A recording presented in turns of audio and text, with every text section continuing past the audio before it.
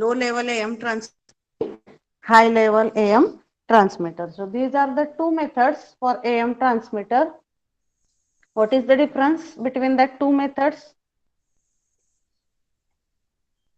What is the difference between the two methods? High level AM transmitter and low level AM transmitter.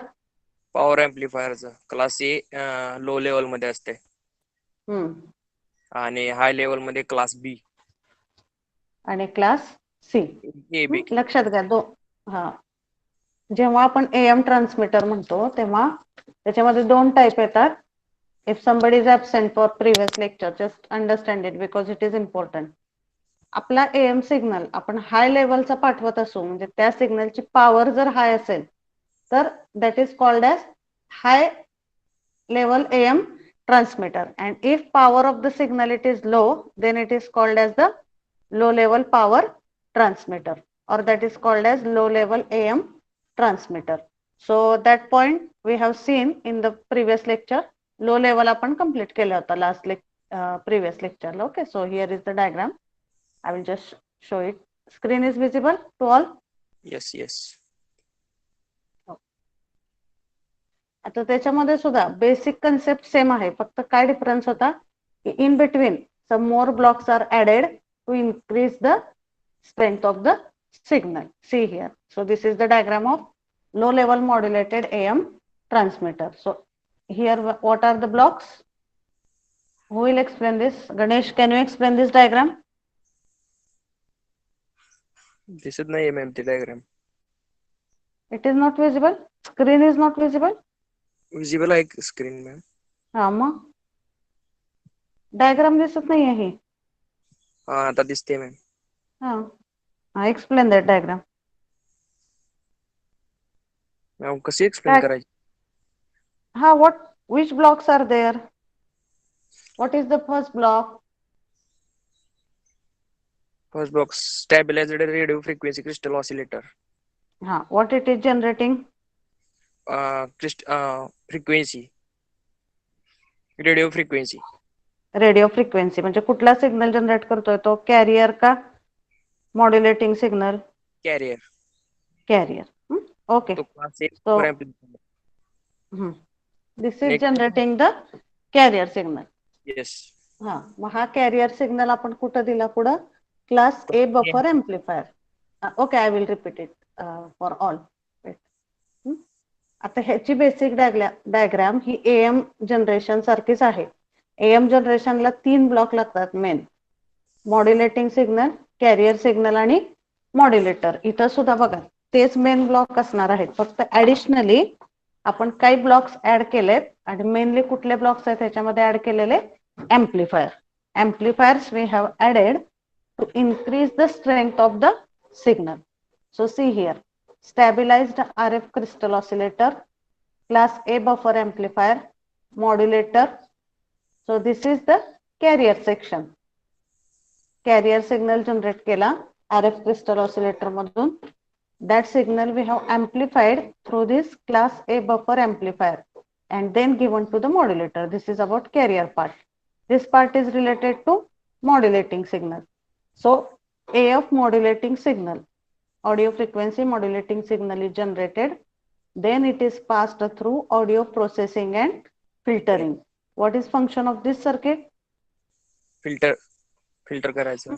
Unwanted components इथं filter out होतात, किंवा in simple language what you can say that it is increasing the strength or quality of the signal, audio signal.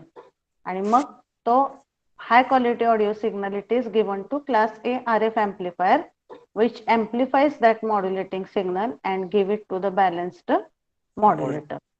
And then output of this balanced modulator it is basic AM signal. मग हा जो AM signal मिळालेला आहे, आता इथं जे आपण बघतोय types of AM transmitter, these are the practical circuits used in AM transmitter block.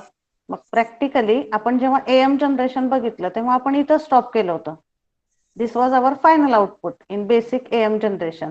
पण जेव्हा प्रॅक्टिकली तुम्हाला हा सिग्नल ट्रान्समिट करायचा असतो, आपला ट्रान्समिटर ब्लॉक आहे, तेव्हा we have to again increase strength of the signal. That's why इथंच फक्त स्टॉप न करता काय केलंय आपण पुढं in front of this basic amplifier we have used two amplifiers.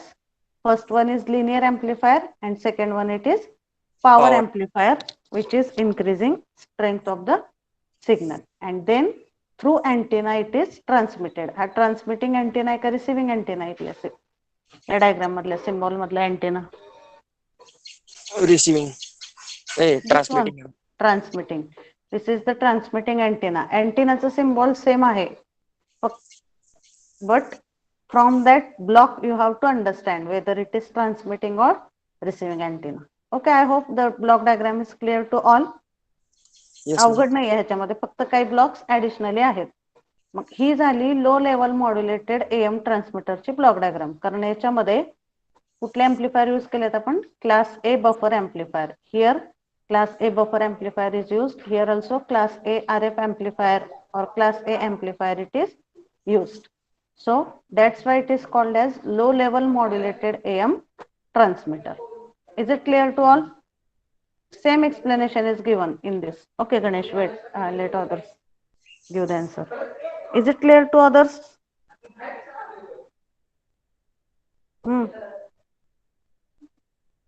Yes. Vaishnavi, Aishwarya, Ankita. Is Yes, the ma'am. point clear? So low level transmitter, Yes. or it is called as low level. Yes, ma'am. Low level modulated AM transmitter. आता second point कुठला आहे? High level AM or high level modulated AM transmitter. आता दोन्हीची concept आणि दोन्हीची diagram, all the points are same. So here what is the difference? It is same as low level AM transmitter. Only the difference is class A amplifier is replaced by class B and class C amplifier. That is the diagram of high level modulated AM transmitter. तो difference आहे फक्त त्या दोन्हीमध्ये. बाकी सगळे block diagram same आहे. इथं फक्त हे क्लास ए एम्प्लिफायर कशाने रिप्लेस होईल? It will be replaced by class B और C. Better instead of B you write here everywhere class C amplifier. काय रिप्लेसमेंट करायची ह्या डायग्राम मध्ये? फक्त class A amplifier you have to replace with class C amplifier. Then you will get the diagram for high level modulated AM transmitter. Is it clear? Basic functioning will be same. फक्त तिथं power, कॅरियरची power, modulating सिग्नलची power काय असणार आहे त्या second type मध्ये जास्त असणार आहे. That's why this class A amplifier will be replaced by class C amplifier in our block diagram. That is the only difference that you have to make in the diagram. Remaining all explanation will be same and it is used for high power AM transmitter. ह्याच्यामधून generate झालेल्या AM signal ची power ही जास्त असते as compared with the first type. Okay, so only that difference is there. That's why that diagram again I have not given in the notes. Only the single difference you have to make. But in exam, if high level modulated AM transmitter is asked, you have to draw block diagram for high level AM modulated AM transmitter and below that write down the description which is same as this description. Is it clear? Yes, ma'am. मग exam मध्ये either तुम्हाला असं प्रश्न विचारू शकतात की explain the AM transmitter, or it can be asked as explain the low level modulated AM transmitter separately or high level. मग जर फक्त AM transmitter explain करा विचारलं तर दोन्ही टाइप लिहायचे. If it is asked for 4 marks, you explain any one in detail. If it is asked for 6 marks, you have to explain both the points in detail, and also you have to draw separate diagrams. There you cannot write like this. That only this is the difference. Block diagram काढा तुम्ही exam मध्ये. For time management, some points I am telling because AC is the descriptive paper and many times the students are having time problem during their final exam. Okay, त्याच्यामध्ये मी तुम्हाला priority सांगते. कुठल्याही question मध्ये आधी तुम्ही block diagram properly काढा. And while drawing the block diagram, I am not against drawing the diagram with scale, but if you are drawing with scale, that must sufficient practice. Previous practice तुम्हाला ती तेवढी आधी असू दे तुमची, मग तुम्ही स्केलने काढा डायग्राम. स्केल अँड पेन्सिल आता काय होतं बऱ्याचदा मग डायग्राम मध्ये बराच वेळ जातो आणि at last you are not able to write all the paper properly. So you have your judgment. Draw with scale if you want, but have the proper time management previously. आधी practice करून बघा डायग्रामची भरपूर. And then you can draw with pencil and scale. Otherwise, if the diagrams are proper, हाताने जरी diagram तुम्ही काढल्या तरी चालू शकतो त्या केस मध्ये. Okay, so based on your judgment, you decide that. So block diagram you draw first. Diagram proper काढा. Theoretical point मध्ये सुद्धा पॅराग्राफ मध्ये डिस्क्रिप्शन लिहू नका. एरो करून तुम्ही पॉइंट वाईज डिस्क्रिप्शन लिहा. फॉर एक्झाम्पल जिथं क्लासिफिकेशन आहे तिथं आधी जर तुम्ही चार्ट काढला तर that is properly understood. For example आपण नॉईज मध्ये बघितलंय ना, what are the different types of noise. पहिला चार्ट आहे इंटरनल एक्सटर्नल, त्यात परत सब टाइप दिलेले आहेत. म्हणजे इथं क्लासिफिकेशन आहे. अशा क्वेश्चन मध्ये पहिल्यांदा तुम्ही चार्ट काढून घ्या त्याचा. आणि चार्ट म्हणजे तिथं सुद्धा परत स्केल घेऊन डेकोरेशन करायची गरज नाही. पेननी सुद्धा तुम्ही ते व्यवस्थित चार्ट काढू शकता. ओके, कारण थेअरीला थोडा टाइम पुरत नाही पेपरला, बऱ्याचदा प्रॉब्लेम होतो. त्यामुळं आधी व्यवस्थित चार्ट काढून घ्या. So if you write that chart properly, from that only the examiner understands that you are clear with all the types, and then you write the descriptive things. Block diagram काढायची, आधी classification असेल तर classification chart काढायचा. Then you write the particular 2 points, त्याचं heading लिहून त्याची diagram आधी काढा. And then you draw, and after that you can go for the explanation. मग एक्सप्लेनेशन मध्ये सुद्धा मी तुम्हाला सांगितलं की पॅराग्राफ मध्ये लिहू नका. असे जर ब्लॉक डायग्राम असेल तर प्रत्येक ब्लॉकचे हेडिंग लिहून त्याला अंडरलाईन करून in front of that you can write what is its function. In that way if you are writing the answer that will give you the more mark. कारण थेअरीला फुल mark मिळत नाहीत, असा प्रॉब्लेम होतो बऱ्याचदा. So if you have to score more, time to time I will give the guidelines to you that you follow so that you will score more marks, though it is a theoretical subject. This is related to theory part. Okay, are you getting what I told? Paragraph मध्ये जर description लिहिलं तर तेवढं वाचत बसत नाही check करणारे examiner. But point wise if you are writing that will highlight that you are clear with the particular concept. Okay, this is about the theoretical point. Next is about numerical. आता numerical मध्ये सुद्धा काय होतं बऱ्याचदा, you R knowing the फॉर्म्युले.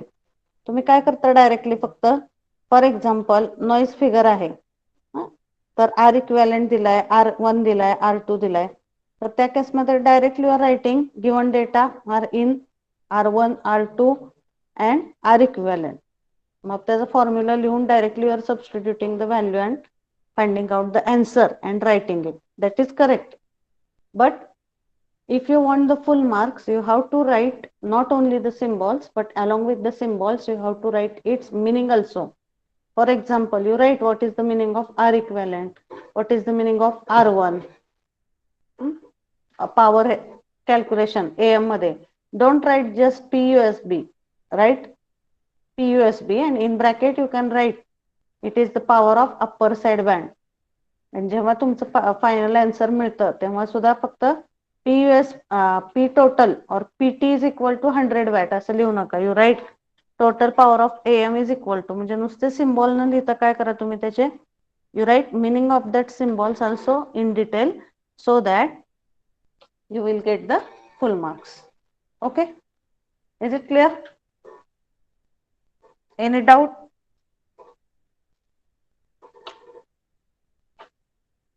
About any other point? Shall we start with the next point? Hello?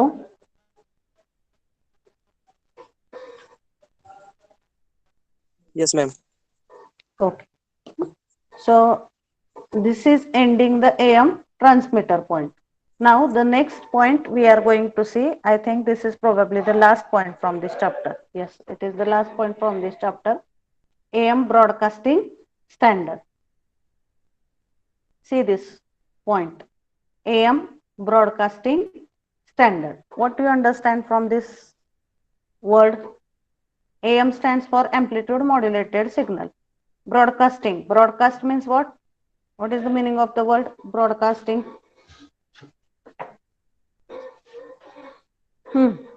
Broadcasting means what? On air. आपण एखादा signal On air करणे. Okay, I'm not getting what you are saying. Yes. म्हणजे on air करणं. On air किंवा आपण त्याला काय म्हणतो प्रक्षेपण. Marathi meaning of this word broadcasting is प्रक्षेपण. AM यूज करून तुम्ही जेव्हा एखाद्या सिग्नलचं प्रक्षेपण तुम्हाला करायचं असतं म्हणजे तो सिग्नल तुम्हाला ब्रॉडकास्ट करायचा असतो तेव्हा त्याच्यासाठी प्रॅक्टिकल यूज मध्ये कुठले स्टँडर्ड वापरले जातात हे that points we have to see in this particular heading AM broadcasting standard. Okay, for example एखादं रेडिओ स्टेशन आहे त्या रेडिओ स्टेशन मध्ये तो सिग्नल ट्रान्समिट करताना जर तुम्ही AM मॉड्युलेशन यूज केलं तर त्या AM ट्रान्समिटर मधल्या ब्रॉडकास्टिंगशी रिलेटेड कुठले स्टँडर्ड आपल्याला फॉलो करावे लागतात. कुठल्याही फ्रिक्वेन्सीचा सिग्नल तिथे यूज करून चालेल का? If suppose you are transmitting or broadcasting any signal by using the AM transmitter, can you use any frequency for any signal? त्याचे काहीतरी पर्टिक्युलर स्टँडर्ड असणार आहेत किंवा त्याच्यामध्ये जे इक्विपमेंट आपण यूज करतो त्याच्यासाठी सुद्धा काही स्टँडर्ड्स असणार आहेत. That standards we are going to see in this particular point. Can you tell me some radio stations जिथून ब्रॉडकास्टिंग होतं सिग्नलचं? ब्रॉडकास्टिंग स्टेशन म्हणजे काय लक्षात आलं का तुम्हाला? एखादा सिग्नल आपण रेडिओवरती ऐकतो त्याचं जिथून प्रक्षेपण होतं त्याला काय म्हणतात? त्याचं ब्रॉडकास्टिंग स्टेशन. मग आता तुमच्या इंडस्ट्रियल व्हिजिट मध्ये तुम्ही बऱ्याचदा अशा ब्रॉडकास्टिंग स्टेशनला भेट देता. तिथं बरेच इक्विपमेंट असतात मोठे मोठे यूज केलेले की जिथं सगळ्या ह्या सिग्नलचं प्रोसेसिंग होतं. एखादी न्यूज तुम्हाला ट्रान्समिट करायची किंवा एखादं गाणं जरी प्रक्षेपित करायचं असेल तरी is it that much simple how we feel? तेवढं सोपं नसतं ते प्रक्षेपण, त्याची broadcasting process. There are lot of standards and norms that we have to follow and if it is not followed that particular transmitter it is not valid for transmission of the particular signal. जसं आपण एखादा product विकत घेताना त्याचा brand बघतो, ISO certification असेल त्या प्रोडक्टला तर what it tells that we can believe that the product is up to the mark किंवा त्याची क्वालिटी चांगली आहे असं आपण म्हणू शकतो. तसंच एखादा डिव्हाइस जेव्हा तुम्ही AM ट्रान्समीटर मध्ये यूज करता तेव्हा त्याच्या फ्रिक्वेन्सीला काहीतरी रेंज आहे, स्टँडर्ड व्हॅल्यू आहे, त्याच्या व्होल्टेजला, त्याच्या पॉवरला, त्याच्यामध्ये जे यूज करतो आपण इक्विपमेंट त्याची पॉवर किती पाहिजे. जर पॉवर कन्झम्पशन जास्त असेल किंवा एखादं इक्विपमेंट तुम्ही AM ट्रान्समीटर मध्ये यूज केलं, फॉर एक्झाम्पल हा मॉड्युलेटरच यूज केला, ह्याची जर पॉवर रिक्वायरमेंट जास्त असेल किंवा ह्या मॉड्युलेटर मध्ये पॉवर कन्झम्पशन जास्त होत असेल तर can we prefer that for broadcasting purpose if it is having more power consumption?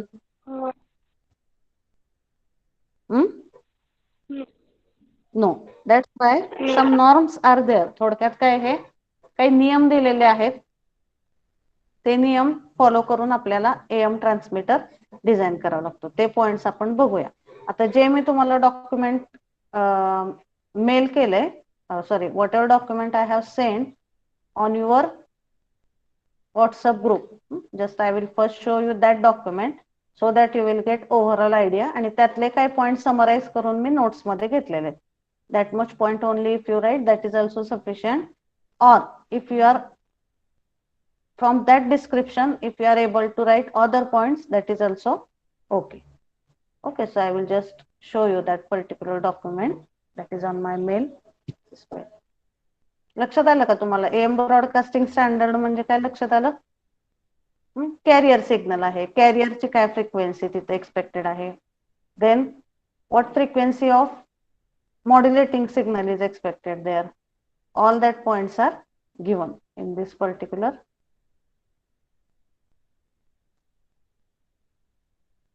point. Okay, so it is not there. I will just open it on the net. तुम्ही इथं AM broadcasting standard असं जर type केलं तर you will get all the information.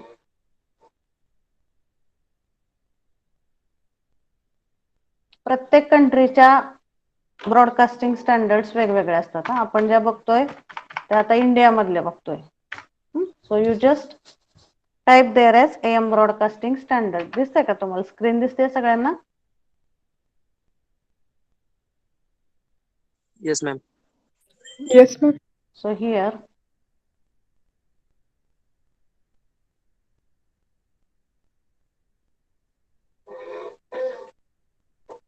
very general points also you will get there, but for this specific point whatever I have shared on your group that you can refer. बघा आता इथं frequency range दिलेल्या आहेत. कॅरियरची frequency किती पाहिजे. So I will just show that sheet to you. Just give me 2 minutes.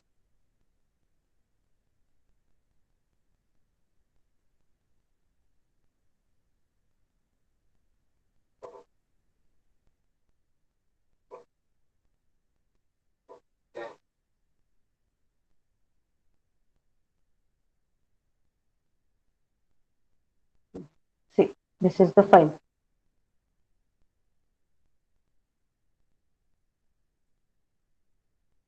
This is one PDF file. See.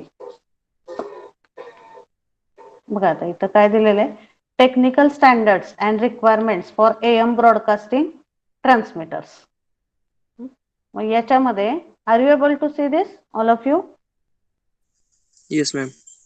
बघा एक document आहे. जे डॉक्युमेंट काय गाईड करतं?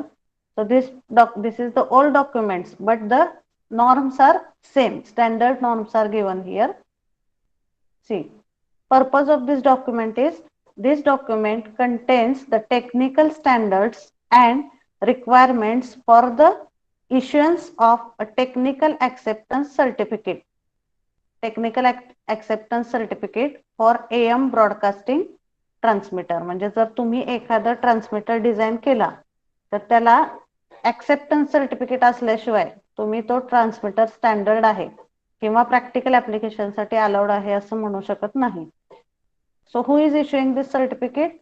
A certificate issued for equipment classified as type of approved or as technically accepted before. So it is, so the agency name I have told you. So in the previous lecture I have told you the agency like ITU. ITU stands for International Telecommunication Union. ही एक standard, we cannot say company, but it is a standard union which is certifying all the standards in the communication. तशाच ITU सारख्या other काही collaborative agencies असतात. For example, IEEE is there. Have you heard about IEEE? IEEE. What is its long form? कधी ऐकलंय का तुम्ही IEEE हा शब्द? No, ma'am. IEEE stands for Institute of Electrical and Electronics Engineers. मग electronics मधले किंवा कम्युनिकेशन मधले बरेच स्टँडर्ड हे IEEE ने सर्टिफाय केल्याशिवाय आपल्या प्रॅक्टिकल ऍप्लिकेशन साठी ग्राह्य धरले जात नाहीत. आता फॉर एक्झाम्पल तुम्ही विचार करा की आता रेडिओचं ऍप्लिकेशन आहे, टीव्हीचं ऍप्लिकेशन आहे, सॅटेलाइटचं ऍप्लिकेशन आहे. So some governing agency is there who is deciding finally on the norms. Finally all the norms are decided by that particular agencies. आता तुम्ही उठून एखादा ट्रान्समीटर डिझाईन केला तर कुठल्याही फ्रिक्वेन्सी रेंज मधला तुम्ही डिझाईन करू शकता का? That is not allowed. आपण पहिल्यांदा सुद्धा इलेक्ट्रोमॅग्नेटिक स्पेक्ट्रम मध्ये बघितलंय की एक स्पेसिफिक फ्रिक्वेन्सीची रेंज ही पर्टिक्युलर एखाद्या ऍप्लिकेशन साठीच डिझाईन केलेली असते आणि as per that norms of that agencies or that final authorities the particular applications are designed. मग दोन मी नावं सांगते ते तुम्ही लक्षात ठेवा किंवा तुम्ही लिहून घेऊ शकता की which is the final authorities related to any communication standard. आपण जे LAN यूज करतो त्याच्यासाठी जे नेटवर्क यूज करतो किंवा ज्या प्रॅक्टिकल ऍप्लिकेशन मधल्या गोष्टी आहेत त्या सगळ्या दोन एजन्सीज आहेत ज्या मोस्टली इलेक्ट्रॉनिक्स मधले फायनल करतात सगळे स्टँडर्ड कम्युनिकेशन मधले. So first I told you ITU. All the letters are capital. ITU stands for International Telecommunication Union. International Telecommunication Union ही एक आहे स्टँडर्ड ऑथॉरिटी किंवा फायनल ऑथॉरिटी या सगळ्या स्टँडर्ड साठी. आणि दुसरे मी सांगितले तुम्हाला IEEE. I 3 times E.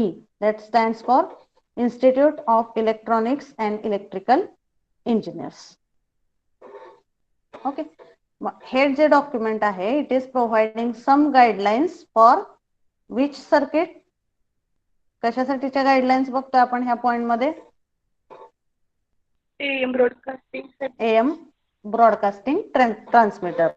जेव्हा एखाद्या ब्रॉडकास्टिंग स्टेशन मध्ये तुम्ही AM ट्रान्समीटर प्रॅक्टिकली बिल्ड करता तेव्हा त्याच्यामध्ये काय स्टँडर्ड एक्सपेक्टेड आहेत पर्टिक्युलर व्हॅल्यूचे ते ह्याच्यामध्ये दिलेले. आता हे बरंच मोठं डॉक्युमेंट आहे. How we can classify that document? General information, त्या इक्विपमेंटचं टेस्टिंग कसं असायला पाहिजे, लेबलिंग कसं असायला पाहिजे. Labelling is important in any assembly or any block diagram. Can you tell what will happen if labeling is not there? तुम्ही एखादा तरी इथलं BSNL स्टेशन तरी बघितलंय का पंढरपूर मधलं? Have you ever visited to that? Communication related एखादं कुठलंही प्रॅक्टिकल स्टेशन तुम्ही बघितलंय का आतापर्यंत?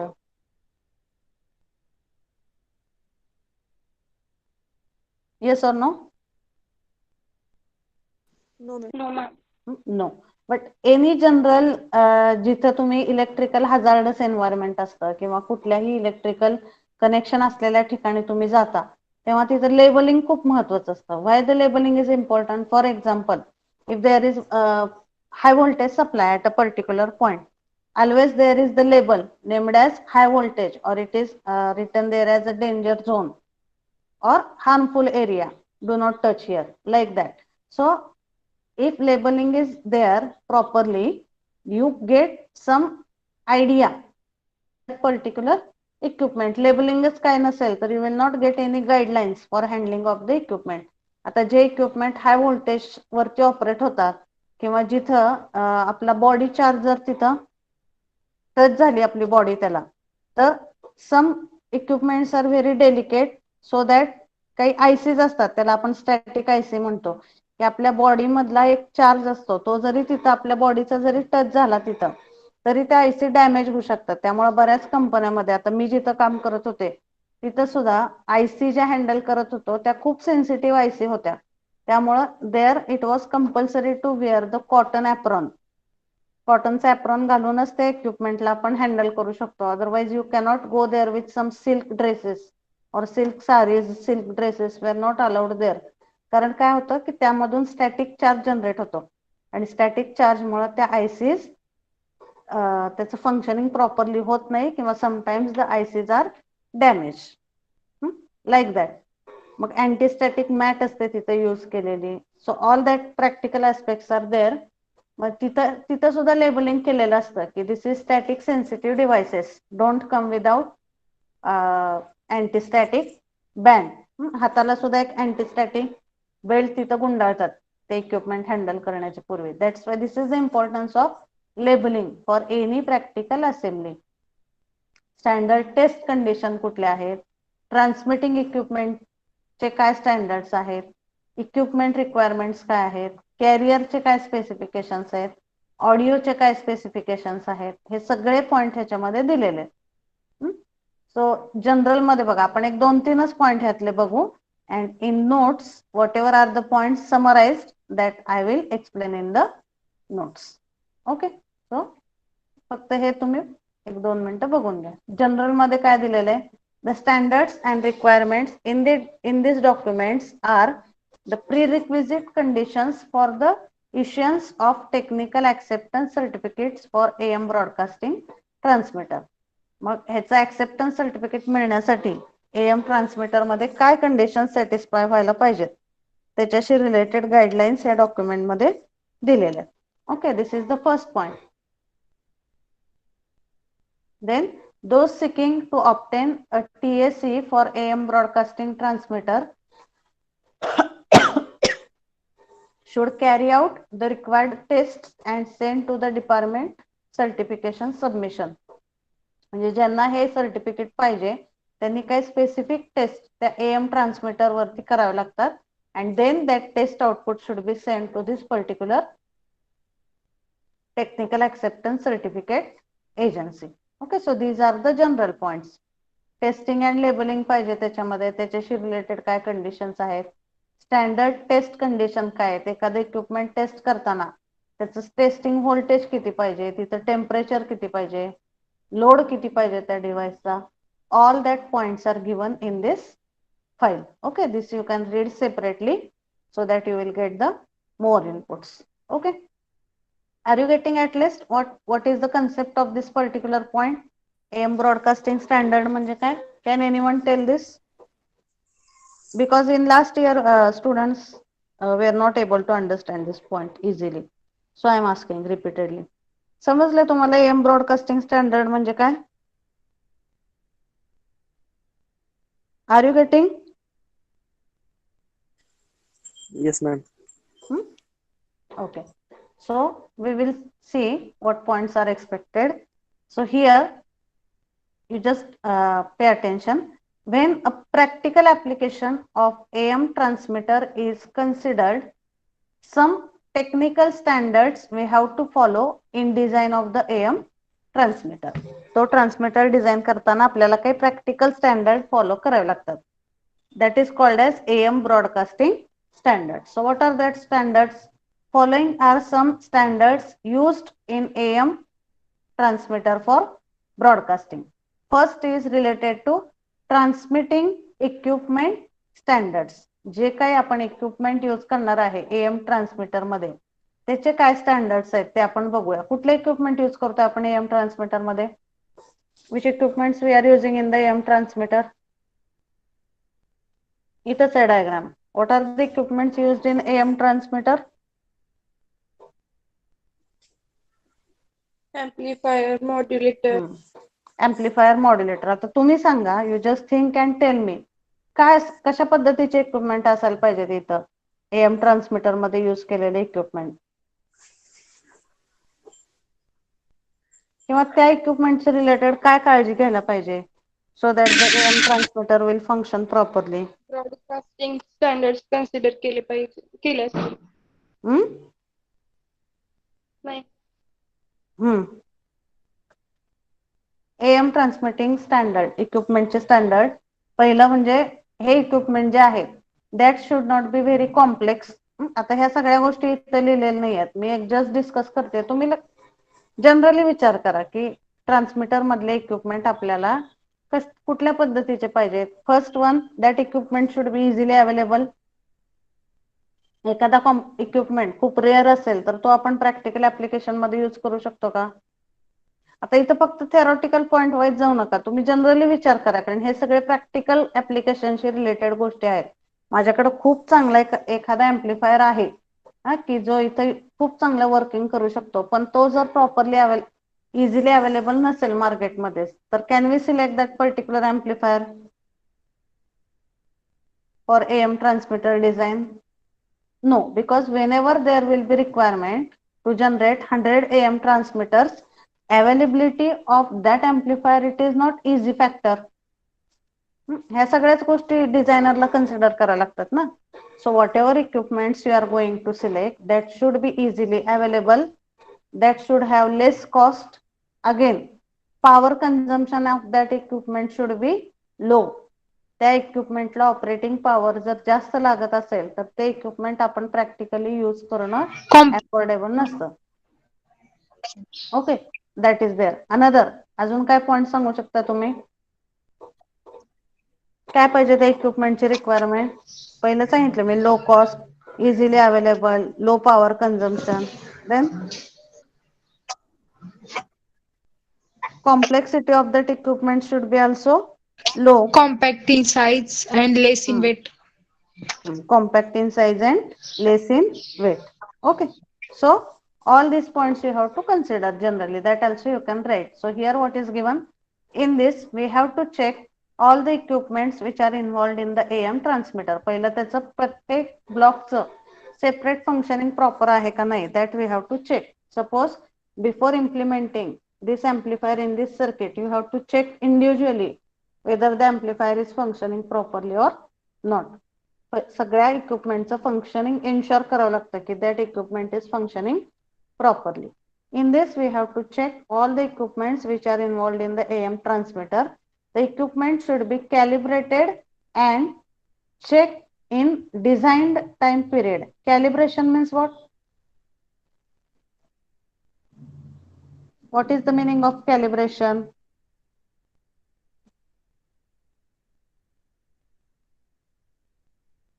आता एखादा तुम्ही नवीन टीव्ही विकत घेतला तर त्याला वॉरंटी असते, guarantee, warranty, all of you are aware about this terms. Yes. मग ह्याचा अर्थ काय होतो की एक वर्षाची वॉरंटी दिली तर एक वर्षभर त्याला काही झालं तर त्याचा रिपेअरिंग एक्सपेन्सेस ती कंपनी तुम्हाला करून देणार.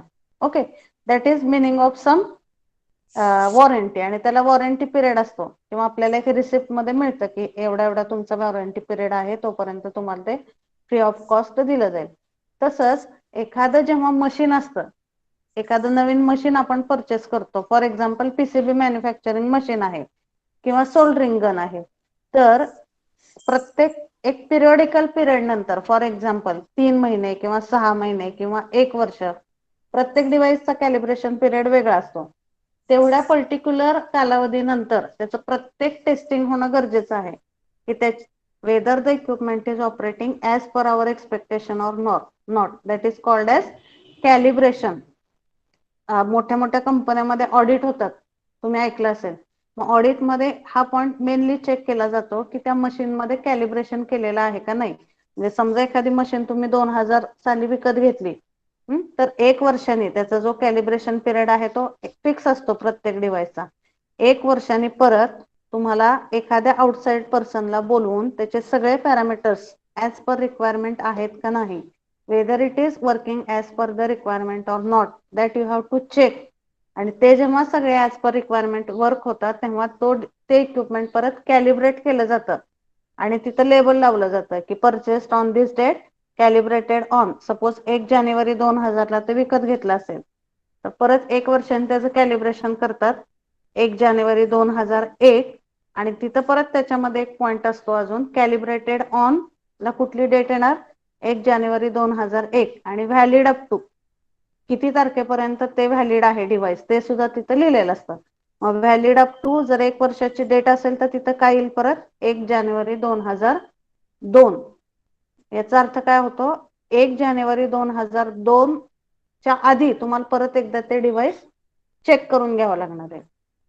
त्याच्यानंतर तुम्ही ते डिव्हाइस वापरू शकत नाही. त्याला म्हणतात कॅलिब्रेशन. कॅलिब्रेशन म्हणजे काय, certification that the device is in the operable condition. त्याचे सगळे स्टँडर्ड नॉर्म्स ओके आहेत असं त्याच्या कॅलिब्रेशनचा अर्थ होतो. मग आता एएम ट्रान्समीटर मध्ये तुम्ही एखादा डिव्हाइस वापरला, सुरुवातीला तो ओके आहे आणि परत तुम्ही 10 वर्ष तो टेस्टच केला नाही, can we say it is calibrated? No are ma'am. You getting? हा, येस. म्हणजे प्रत्येक डिव्हाइसचं एका स्पेसिफिक टाइम नंतर, आता मशीन टू मशीन किंवा प्रत्येक डिव्हाइसचं कॅलिब्रेशन पिरियड वेगळा असतो. काही डिव्हाइसचं टेस्टिंग 3 महिन्याने करावं लागतं पिरियडिकली, काही डिव्हाइसचं 6 महिन्याने करावं लागतं, काही डिव्हाइसचं 1 वर्षाने करावं लागतं. पण त्याचा जो कॅलिब्रेशन पिरियड आहे त्या पिरियड मध्ये त्याचं कॅलिब्रेशन करून घ्यावं लागतं. मग ह्या सगळ्या इक्विपमेंटचं कॅलिब्रेशन प्रॉपर आहे का नाही that also it is required to be checked. And also labeling should be properly done for the equipments. For example, इथे एखादा ऑसिलेटर वापरलेला आहे, त्याच्यामध्ये हाय व्होल्टेज आहे ऑपरेटिंगचं. आता आपण एखाद्या किट वरती त्या ब्लॉकला नावं दिलेले असतात. का नावं दिलेले असतात? कारण इथं सुद्धा साइन वेव्ह जनरेट होते, इथं सुद्धा साइन वेव्ह जनरेट होते. So if labelling is not there, it is not possible for us to identify what that block is generating. That's why the another point in this equipment standard is labeling should be properly done for all the equipments. Are you getting this first point? Transmitting equipment standard. Yes, ma'am. Then second point is type of emission. कुठल्या पद्धतीचं emission त्या सिग्नलचं त्या AM transmitter मधून व्हायला पाहिजे. That is the concept of second point. Type of emission. It relates with methods used for AM transmission through antenna. We have to check antenna type and characteristics of antenna. Type of emission म्हणजे काय? त्याच्याशी related कुठला येतो इथं device? Antenna. कारण finally transmitter असू द्या किंवा रिसिव्हर असू द्या, always the last block in the transmitter is antenna and first block in the receiver is also antenna. आता खूप चांगला सिग्नल जनरेट केला इथं आपण AM ट्रान्समीटर मधून, पण जर इथं प्रॉपर अँटेना यूज केला नाही तर तो सिग्नल प्रॉपरली ट्रान्समिट होईल का? Antenna, No. what is the function of antenna? It is used to transmit or receive the signal. आता तुम्हाला अँटेनाचे बरेच इन डिटेल शिकायचे सगळे पॉइंट तुमच्या मायक्रोवेव्ह इंजिनिअरिंग मध्ये, रडार अँड मायक्रोवेव्ह इंजिनिअरिंग मध्ये, इलेक्ट्रोमॅग्नेटिक इंजिनिअरिंग मध्ये. पण आता बेसिकली कम्युनिकेशनशी रिलेटेड तुम्ही एवढं लक्षात ठेवा की कुठलाही सिग्नल जरी तुम्ही जनरेट केला तर without antenna you cannot transmit the signal. So always the last block in the transmitter and first block in the receiver is going to be antenna. So what type of antenna we are using here and quality of that antenna, it decides the type of emission.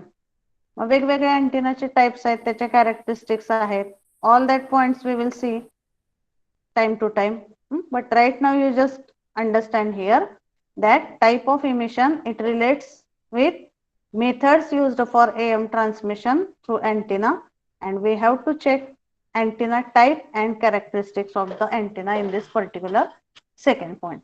Okay, so this is the type of emission. Then third point, it is carrier frequency adjustment. The transmitting equipment should be able to adjust the carrier frequency as per the required range. So here whatever carrier frequency we are going to generate, that should be adjustable. आता practical अजून आता तुमचे इथं असे झाले नाही आहेत face to face. That's why you will face some problem to understand this point.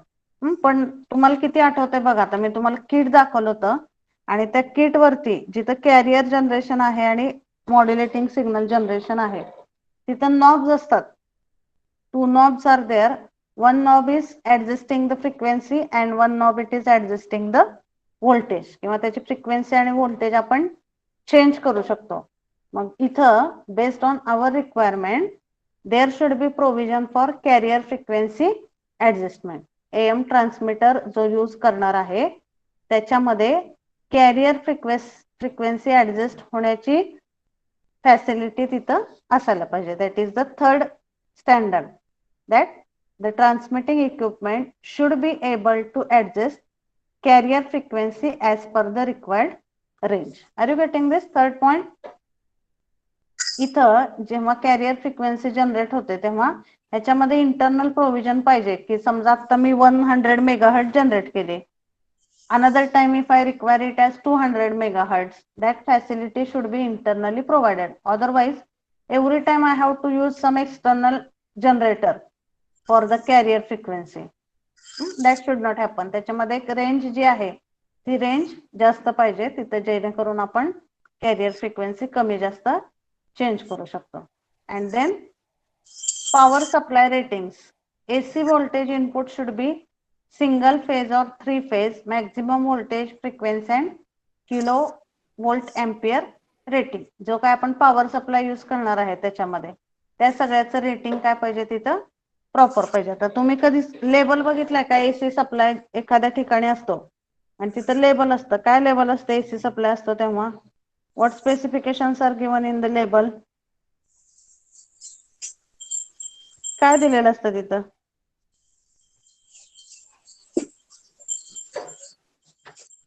Range दिली असते मॅम त्याची. हा, एक व्हाईट कलरचं स्टिकर असतं तिथं बघा आणि रेंज दिलेली असते. किंवा एखादं तुम्ही जरी बघितलं ऑसिलोस्कोप बघितला किंवा कुठलाही डिव्हाइस बघितला तर त्याच्यामध्ये त्याचं फ्रिक्वेन्सीची रेंज किती आहे, मॅक्झिमम व्होल्टेज किती टॉलरेट होऊ शकतं त्याला, मॅक्झिमम करंट किती तो टॉलरेट करू शकतो, त्या सगळ्या रेंजेस दिलेल्या असतात. त्याला काय म्हणतात? Power supply rating. Okay, so tomorrow I will show you what are the ratings on different equipments. आपल्या किट वरती सुद्धा डीएसओ असू द्या किंवा किट असू द्या किंवा कुठलाही डिव्हाइस असू द्या तिथे एक लेबल लावलेलं असतं ज्याच्यावरती त्याचे रेटिंग दिलेले असतात. That are nothing but some guidelines to operate the particular equipments. त्याला म्हणतात पॉवर सप्लाय रेटिंग. ऍक्च्युली हे दोन पॉइंट्स एकमेकांशी रिलेटेड आहेत. Power supply rating and name plate should be properly design. एखाद्या कुठल्याही इन्स्ट्रुमेंट मध्ये त्याचं लेबलिंग प्रॉपर लागतं आणि पॉवर सप्लाय रेटिंगशी रिलेटेड पॉइंट मेनली त्याच्या लेबलिंग मध्ये इन्क्लूड होतात. Okay, so that I will show you some labels for some of the equipments in the next lecture. Just remind me so that you will understand this point clearly. So power supply rating तिथं specify केलेलं पाहिजे. Single phase power supply पाहिजे किंवा 3 phase. Obviously the main power supply for these devices will be AC supply. Maximum voltage, frequency, kilovolt ampere rating हे सगळं तिथं properly दिलेलं पाहिजे. This is the point number 4. Equipment should design by considering good engineering practices. So also I will provide you some document which is including all the points related to good engineering practices. Good engineering practices म्हणजे काय? Standard practices आहेत की ज्या use करून आपण कुठलं component manufacture करू शकतो. That is called as good engineering practices. एखाद्या कंपनीमध्ये जेव्हा एखादा नवीन वर्कर घेतात वेंडर म्हणजे जो पीसीबी सोल्डर करतो तेव्हा कंपल्सरी त्याला आधी हे गुड इंजिनिअरिंग प्रॅक्टिसेसचं ट्रेनिंग दिलं जातं so that he or she will be aware about how to handle the particular equipment, how to solder a particular device. म्हणजे equipment should be designed by considering the good engineering practices. This is next point. And the last point in this it is nameplates should be properly designed. Protection between harmful components and main circuit. जसं मी तुम्हाला सांगितलं की एखादा device जर just a minute I will tell स्वामी सरांचंच आहे ना पुढचं lecture? Yes ma'am, NT. Just I will tell him.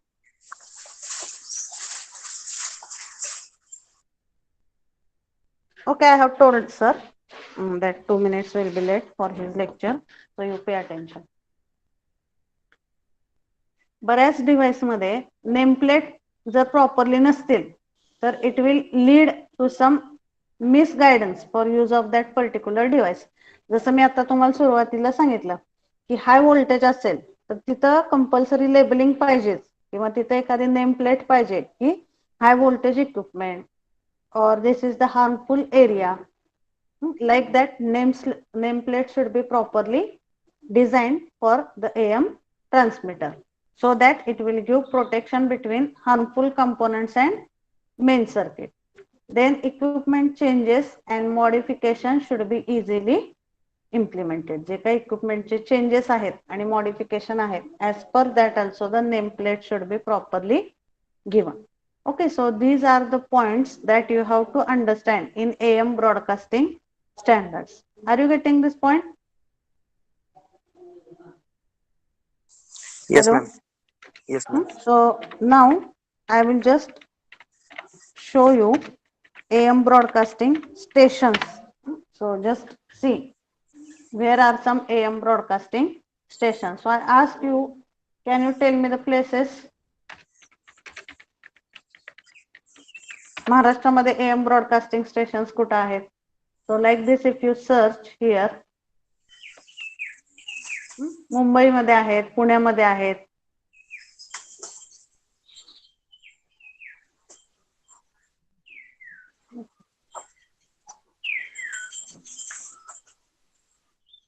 So 2-3 names I can tell you. It is in Mumbai, Pune, Nagpur. Then in Aurangabad also it is there. So what you do, actually AM broadcasting station practical circuit म्हणून जर तुम्ही नेटवरती search केलं तर तुम्हाला त्याचे circuits मिळतील. I have also visited that 2-3 stations. तिथं जर इक्विपमेंट बघितले तुम्ही तर जवळजवळ एक भिंती एवढं ते त्यांचं ते सगळं प्रोसेसिंग सर्किट असतं की जिथं आपले सगळे सिग्नल प्रोसेस होतात ट्रान्समीटर मधले. वेगवेगळे स्विचेस असतात for selection of that. So I will search for that circuits. If I get it today, I will show it to you tomorrow. Okay, but are you clear with this theoretical point? हे document वाचा एकदा so that it will be clear to you. Yes, ma'am. And whatever it is given in the notes, that many points only if you write, that is okay. तुम्हाला फक्त याच्यावरती explain the AM broadcasting standard असंच प्रश्न विचारतात. 4-5 if you write, that is sufficient. Okay, so this is completing the chapter number 3. So here we end with section 1. So tomorrow, as I told, I will show you that labeling of the equipments आणि ह्याचे practical example मिळाले तर मी तुम्हाला ते दाखवते. Then we will discuss assignment questions, MCQs, and then we will start with the chapter number 4. Okay, so section 2 we will start tomorrow. Okay, so we will stop here. You just type your number and you can leave the meeting.